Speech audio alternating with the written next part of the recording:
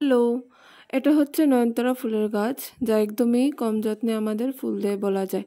তো এই নভেম্বর মাসে কয়েকটা টিপস মানলেই কিন্তু গাছ ভর্তি ফুল পাওয়া যাবে। তার জন্য ফার্স্ট হচ্ছে, গাছে দেখবে এরকম একটা বীজ চলে আসে, এইটা ফেলে দিতে হবে।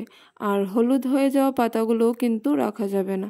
সেকেন্ড হচ্ছে, গাছের গোড়ার মাটিটা সবসময় ময়েশ্চার রাখতে হবে, তার মাঝে মাঝেই হালকা খুঁড়ে খুঁড়ে দিতে হবে।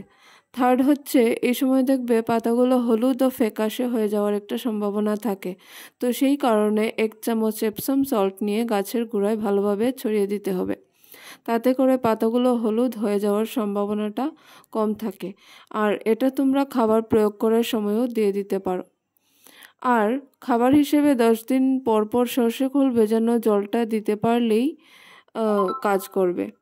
আর ডিরেক্ট সানলাইটে গাছটাকে রাখা যাবে না, একটু সেমিশেড এরিয়াতে রাখতে পারলেই হয়ে যাবে।